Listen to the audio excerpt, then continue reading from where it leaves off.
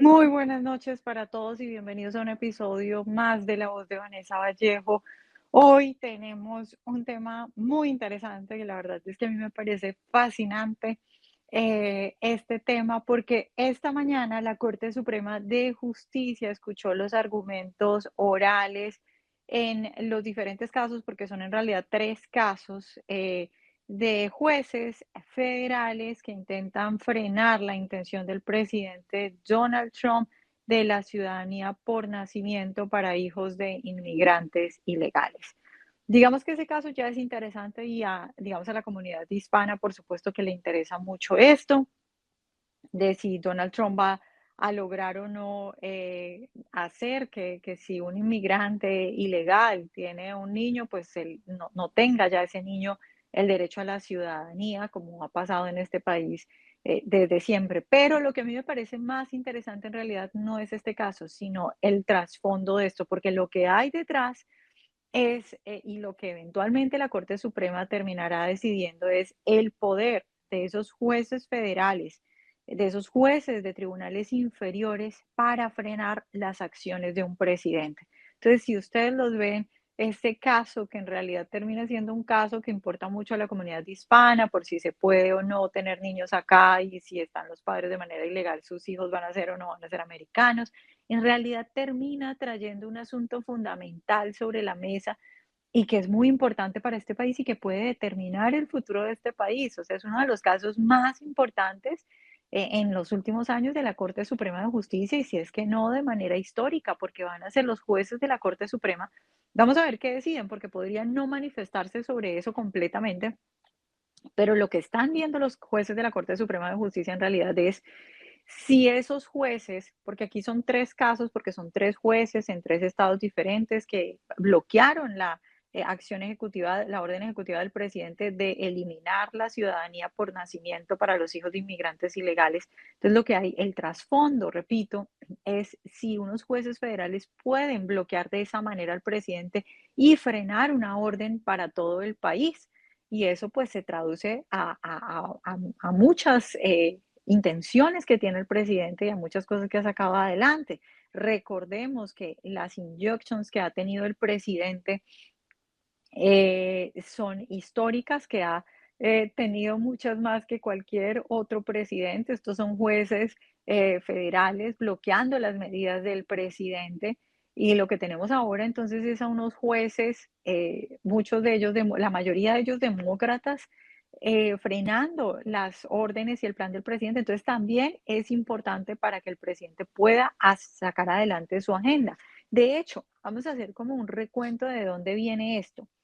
El asunto es que el presidente Trump en sus primeros días, creo que fue de hecho en el segundo, firmó una orden ejecutiva para reinterpretar la decimocuarta enmienda.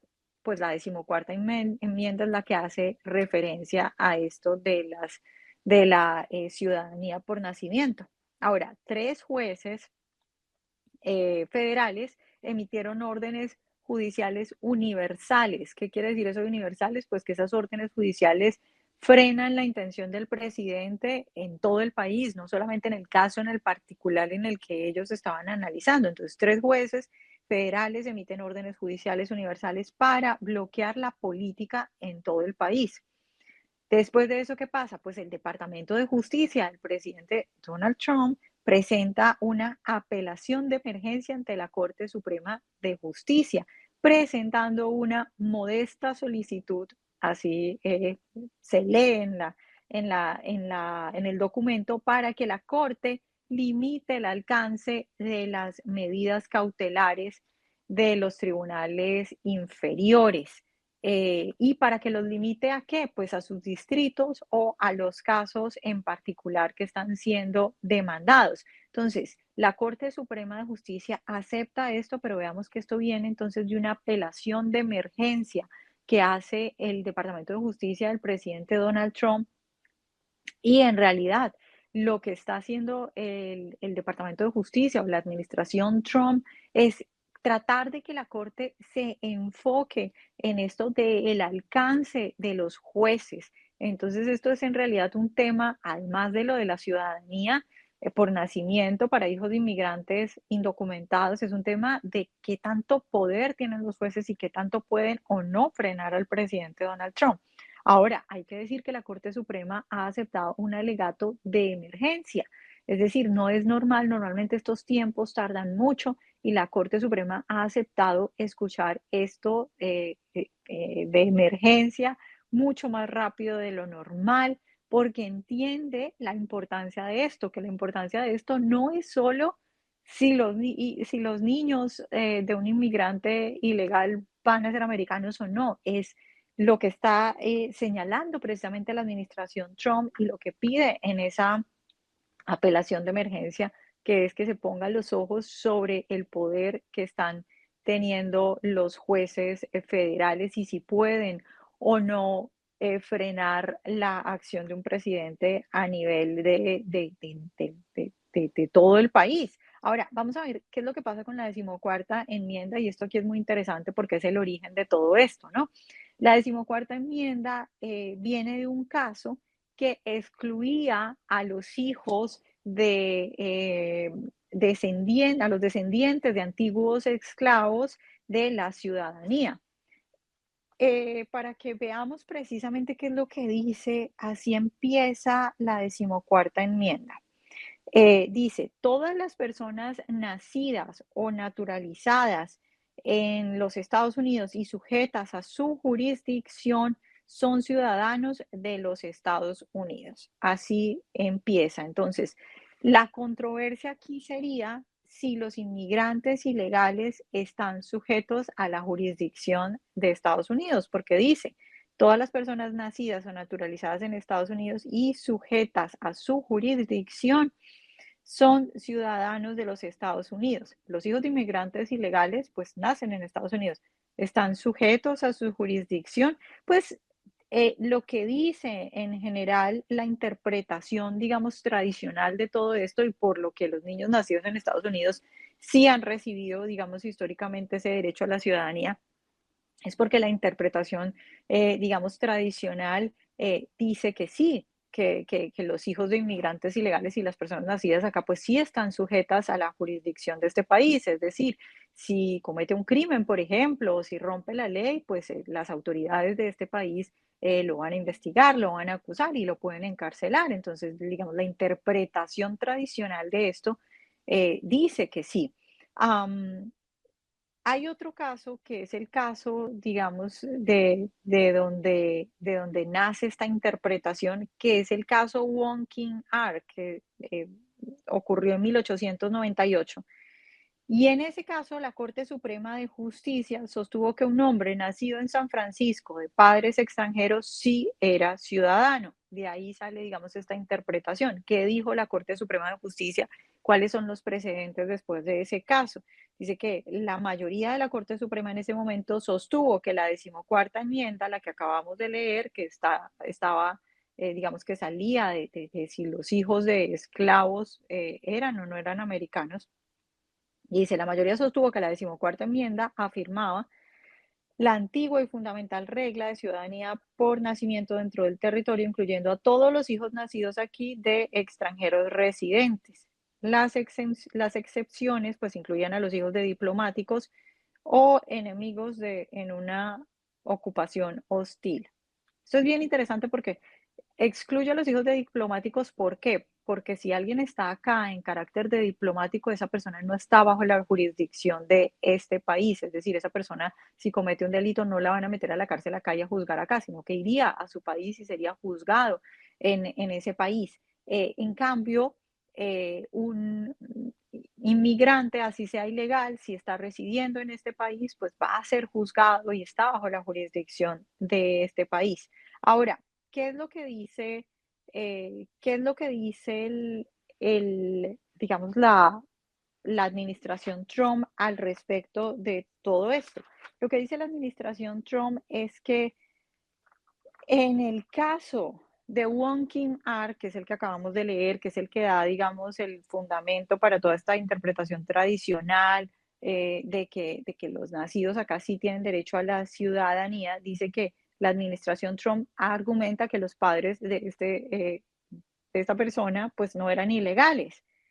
y lo que significa que la ciudadanía para hijos de ilegales, pues es que en realidad es un capítulo que no está cerrado, porque como leímos en la parte de la decimocuarta enmienda, es que no habla precisamente de eso.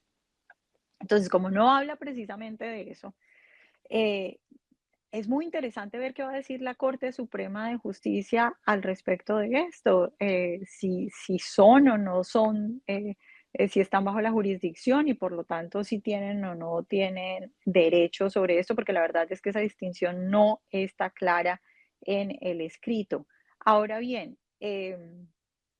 más allá de eso, decíamos que lo importante son los, o más bien una de las más importante que este tema de la ciudadanía o no, es qué va a decir la Corte Suprema de Justicia respecto a los jueces federales frenando las acciones del presidente Donald Trump.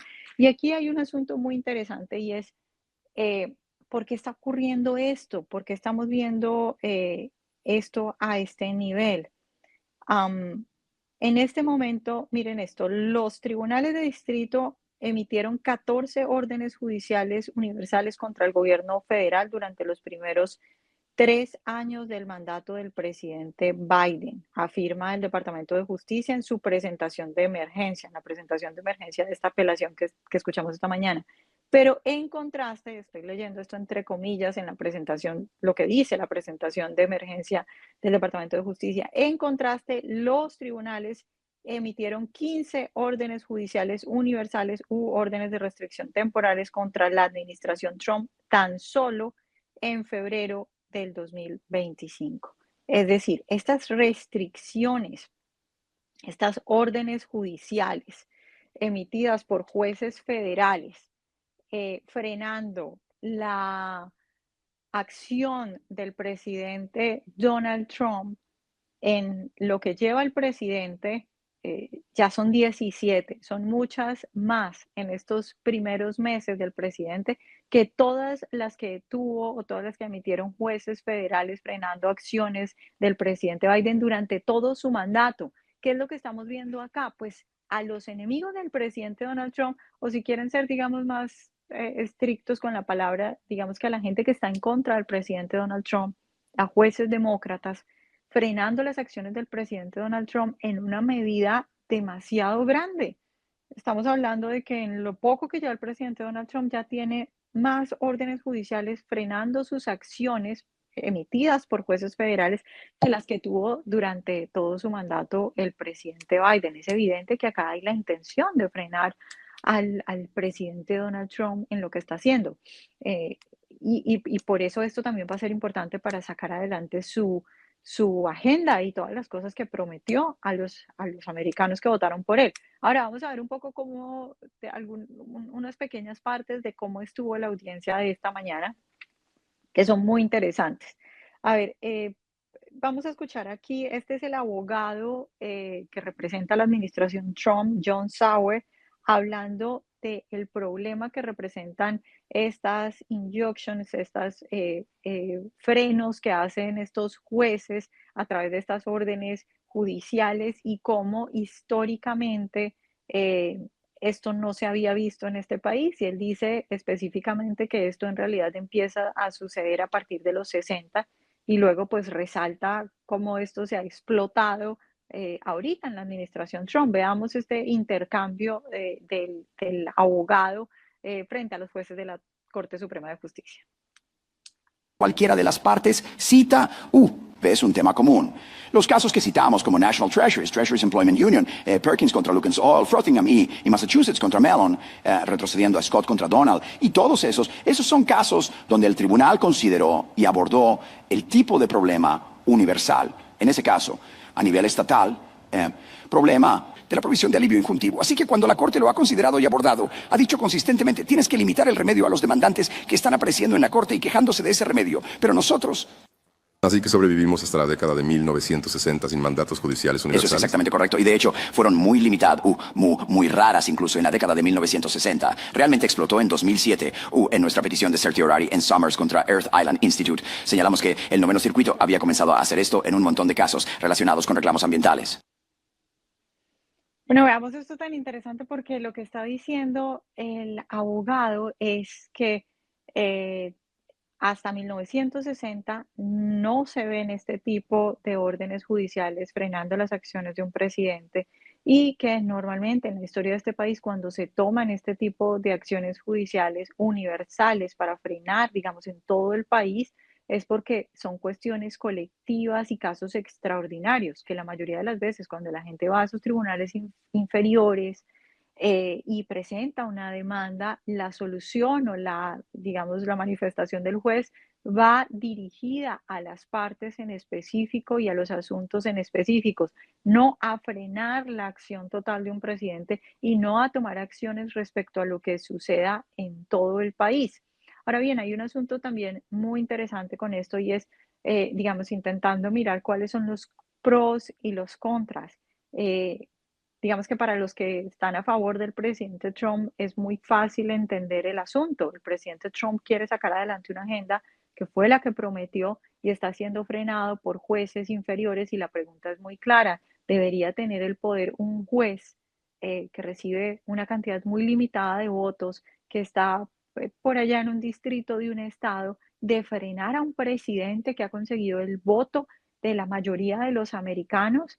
Yo creo que digamos que la respuesta natural es pues no, pero del otro lado, ¿cuál es el asunto o cuál es, digamos, la importancia de esos jueces federales, la importancia de que la gente tenga acceso o las comunidades tengan acceso a este tipo de situaciones? Y un asunto importante es, digamos, esa posibilidad, porque si se eliminara por completo la posibilidad de la que la gente pudiera presentar esto ante los jueces y los jueces tuvieran, digamos, esa herramienta de esas órdenes judiciales, estaríamos dándole, digamos, eh, puerta abierta completamente y demasiado poder al Ejecutivo sin que pueda ser frenado en el caso de que, por ejemplo, cometa un atropello y que vaya en contra de la Constitución y en contra de los derechos, o sea, viendo los pros y los contras. Y en esta audiencia de la mañana, en estos argumentos de la mañana, vimos una pregunta muy interesante donde la jueza le pregunta al abogado, ¿qué pasaría, por ejemplo, si un presidente decide quitarle las armas a toda la gente y no existen este tipo de mecanismos o este tipo de mecanismos son completamente limitados? Veamos este intercambio porque es una pregunta muy interesante viéndola desde el otro lado, es decir, quienes, digamos, impulsan al presidente Donald Trump ven muy claro a unos jueces inferiores frenando al presidente y es evidente que no debería ser así, pero también qué pasa si ese mecanismo se elimina por completo, no específicamente con Donald Trump, no digamos pensando de la manera mala que piensan los demócratas que siempre están asumiendo que Trump va a ser un dictador. Yo creo que Trump ya ha probado que no es ningún dictador, pero viendo esto viendo esta decisión de la Corte Suprema de Justicia con la importancia que merece, con las consecuencias que puede traer para un país, es decir, viéndolo a futuro. ¿Qué pasa si, por ejemplo, una Corte Suprema de Justicia dijera de ahora en adelante los jueces federales no tienen ningún poder sobre frenar las acciones del presidente? No sería, digamos, una puerta, un poder absoluto del Ejecutivo, sino una restricción importante que se hace de parte de ese tipo de jueces. Veamos este intercambio del abogado respecto a los tribunales inferiores y el ejemplo particular este de las armas. A las que te referiste. Entonces, ¿qué hacemos temporalmente? Temporalmente, el tribunal puede emitir, los tribunales inferiores pueden emitir medidas cautelares que remedien las lesiones a los demandantes que se presentan ante ellos. Los tribunales inferiores, en casos apropiados, pueden certificar acciones colectivas. No estamos entonces, cuando un nuevo presidente ordena que porque hay tanta violencia con armas en el país y él entra y dice, tengo el derecho de quitar las armas a todos. Luego, la gente y envía al ejército para confiscar las armas de todos. Nosotros y los tribunales tenemos que sentarnos y esperar hasta que cada demandante nombrado obtenga o cada demandante al que se le quite el arma acuda a la Corte. En los casos apropiados, los tribunales han certificado demandas colectivas de emergencia. Encontramos al menos 4 casos en los últimos años donde eso se ha hecho. Pero más fundamentalmente estamos en profundo desacuerdo con la caracterización de los méritos. Esto ahora está completamente presentado en el noveno circuito en el caso número 25848.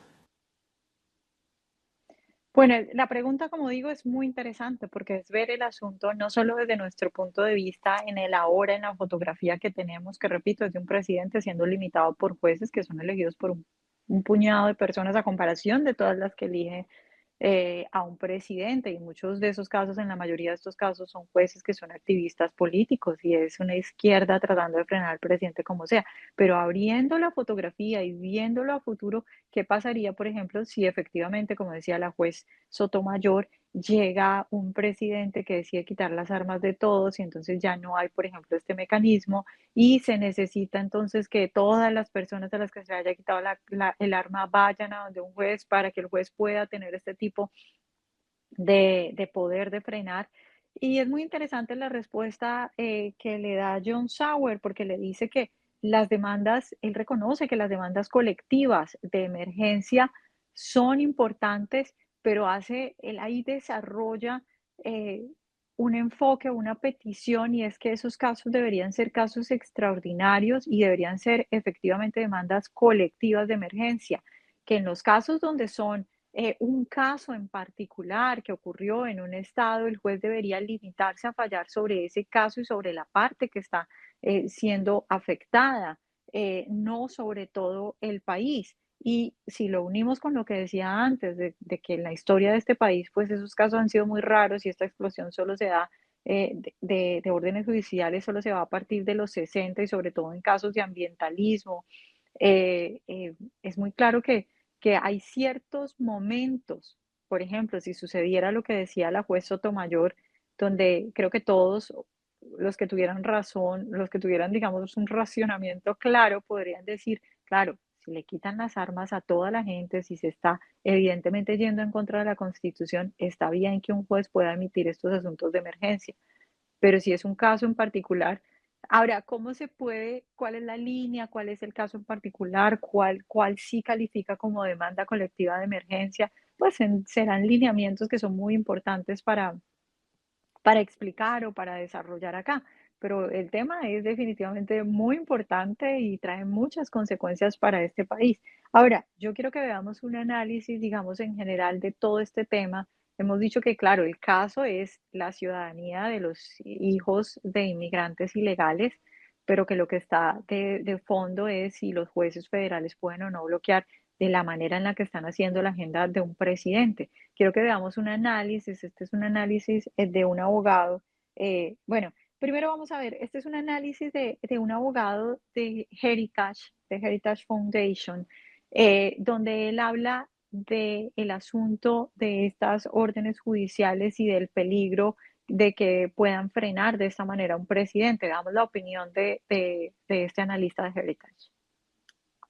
Es extraordinariamente inusual. En toda la historia de los Estados Unidos solo ha habido, creo, un poco más de 180 mandatos judiciales nacionales emitidos. Casi todos han sido en los últimos 20 años. Simplemente no existían antes de ese tiempo y la gran mayoría de los que han ocurrido recientemente han sido contra Donald Trump, y estos jueces que están emitiendo estas reglas están violando el precedente de la Corte Suprema, que ha limitado estrictamente la capacidad de emitir una orden judicial de alcance nacional.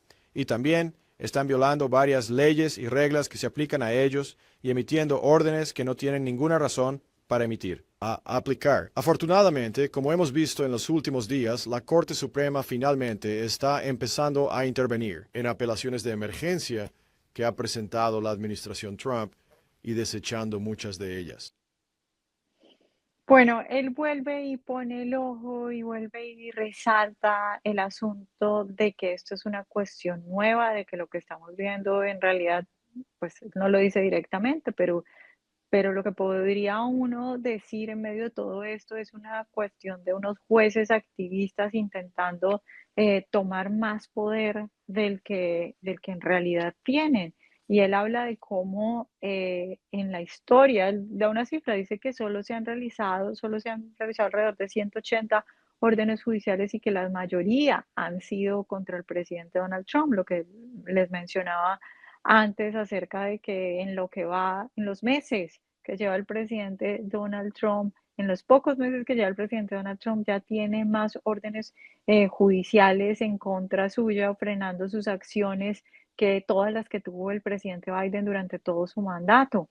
Y la mayor cantidad de órdenes judiciales que haya tenido un presidente durante su mandato las tiene el presidente Donald Trump en su primer mandato, mucho más que todos los demás presidentes. Entonces, un activismo, yo creo que completamente salido de los cabales de estos jueces, evidentemente en contra del presidente Donald Trump, que ojo, aquí hay que hacer una aclaración, porque he escuchado a algunas personas que dicen, bueno, pero es que tenga tantas órdenes judiciales en su contra no quiere decir que los jueces estén en su contra, sino que él está excediéndose mucho más que otros presidentes demócratas y por eso los jueces tienen que reaccionar. Eso no es cierto. Los presidentes demócratas también hicieron muchos cambios y revirtieron muchas cosas de sus antecesores. Biden en muchas ocasiones tuvo muchos conflictos en los que muchos abogados decían que estaba violando las leyes, violando la Constitución. Recordemos la pelea, por ejemplo, cuando Biden quería condonar todas las deudas universitarias en un acto que para mí es simplemente comprar votos de los jóvenes. Y ante todas esas cosas, no vimos una avalancha así tan grande de órdenes judiciales de los jueces, no lo vimos. Yo sí creo que estamos viendo una extralimitación de jueces muy demócratas. Ahora, veamos esto que es un análisis de uno de mis abogados favoritos y de uno de mis analistas favoritos sobre en general todo este caso que, como decíamos antes, es el caso, claro, de la ciudadanía de los hijos de inmigrantes ilegales, pero sobre todo de qué va a decir la Corte sobre el poder o no que tienen los jueces federales para frenar a un presidente. Veamos este análisis que hace Jonathan Turley sobre este caso y sobre lo que puede traer como consecuencias para este país. Es clave para su capacidad de cumplir las promesas que hizo durante su campaña. Estas demandas están bien coordinadas. El objetivo aquí es que si puedes mantener todas estas políticas en los tribunales, no será hasta 3 años en su mandato que podría esperar realmente llevar a cabo algunas de estas políticas. Tendría que, dentro de la Corte, el Procurador General está diciendo hoy que puedes obtener una orden judicial nacional o universal, solo que no de esta manera. Es decir, si tienes una clase, un grupo de personas en todo el país que están siendo maltratadas, puedes presentar lo que se llama una acción de clase bajo una norma llamada Regla 23 y la administración de Trump está diciendo no nos oponemos a eso, no nos oponemos a que si tienes una clase nacional puedas obtener una orden nacional. A lo que nos oponemos es cuando, ya sabes, un pequeño número de partes va a un distrito favorecido en California o Nueva York y luego obliga a todo el país y lo más importante, a toda la rama ejecutiva. Bueno, varios asuntos muy interesantes que hace Jonathan Turley que son perfectos para cerrar, digamos, este podcast de este tema que a mí me